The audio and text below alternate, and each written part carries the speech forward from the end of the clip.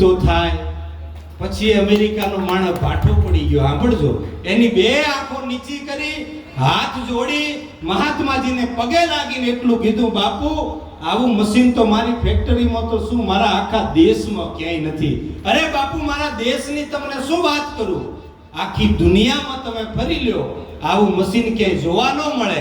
અને એ દિવસ બાપુએ ઊંચો હાથ કરીને અમેરિકામાં જવાબ દીધો કે સાંભળ ભાઈ, તારી ફેક્ટરીમાં ના હોય તો હું માની લઉં, તારા દેશમાં ના હોય એ હું માની લઉં, દુનિયાની વાત કરતો હોય ને તો રહેવા દેજો.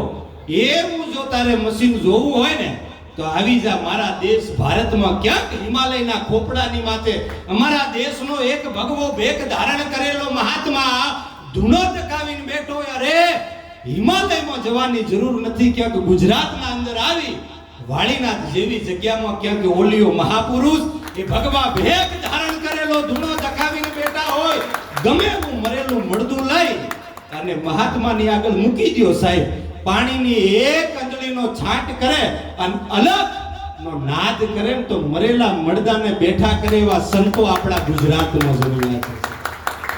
આ ધરતી જેવી તેવી નથી, જે ધરતીમાં હું તમે જીવીએ છે, જે ધરતીમાં હું તમે ભજન કરીએ છીએ, જે ધરતીમાં તમારી મારી આસ્થા છે સાહેબ, આ ધરતી જેવી તેવી નથી. નેક ટેક અને ધર્મની અહીંયા પાણે પાણે વાત એ તો સંત અને સુરવીર નિપજાવતી આ ગુજરાતની ધરતીની અમીરાત, આ ભારતની ધરતી એમાં ગુજરાતની ધરતી સાહેબ. કોઈ કહે ને કે આ ધરતીની તાકાત હોય, ધરતીની એક તાસીર હોય, શબ્દ એક શોધો ત્યાં આખી સંહિતા નીકળે. એક શબ્દ ગોતવા માટે જાઓ ને આખી સંહિતા નીકળે. કૂવો જ્યાં ખોદો ત્યાં સરિતા નીકળે. ધરતીના માથે તો નદીઓ હાલતી હોય, પણ ધરતીના પેટાળમાં જ્યાં ખાડો કરો ને ત્યાં નદી નીકળે. આ ધરતી કેવી છે, શબ્દ એક શોધું ત્યાં સંહિતા નીકળે, કૂવો જ્યાં ખોદું ત્યાં સરિતા નીકળે. અજબ તાસીરની આ ધરતી છે કે અહીં મહાભારત વાવો અને ગીતા નીકળે.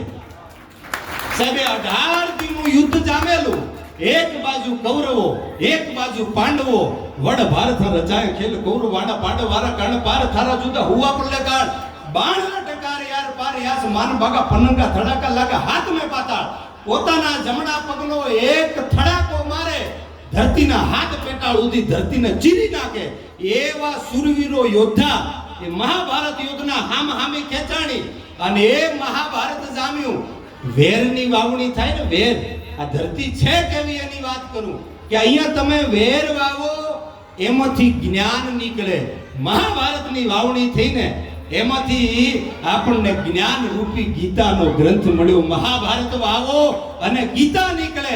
હજુ પણ ધબુકે છે લક્ષ્મણની રેખા કે રાવણ જેવા જેવા અહીંથી બીતા બીતા નીકળે. આ ધરતી જેવી તેવી નથી, સંત ના હોત સંસાર મેં તો જલી જાતી એ બ્રહ્માંડ. આ પૂજ્ય બાપુના દર્શન કરીને બધાય પાવન થઈ ગયા છે, પણ નથી મફતમાં મળતા, એના મોઘા મૂળ ચૂકવવા પડતા.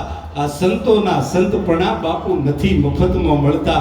એમનું જીવન, એમનું ત્યાગ, એમનું જીવન એ આદર્શ છે સાહેબ આપણા બધાયની માટે. ક્યાંક અને આજકાલ તો બે હાથ જોડીને વિનંતી છે, આજે માવડી બેઠી છે ને માવડી, આ બજારોમાં એક એવું છે, છોકરું રોતું હોય ને તો છોકરાને સાનો રાખવા માટે આજકાલની માવડીઓ એવું કહે છે કે બેટા સાનો રે નહીતર બાવો આવીને લઈ જાય. આ વાસ્તવિકતા છે, નવરી વાસ્તવિકતા છે. બધી મારી માતાઓને વિનંતી છે, નાના દીકરાને જો તમે બાળપણથી એને રોતો સાનો રાખવા માટે જો એવું કહી દો કે બેટા સાનો રે નહીતર બાવો આવીને ઉપાડી જાય. સાહેબ જે સનાતન ધર્મનો ભગવો ભેખ છે ને, એક આધાર છે. નાના દીકરાને તમે એવું શીખવજો કે જ્યાં ભગવો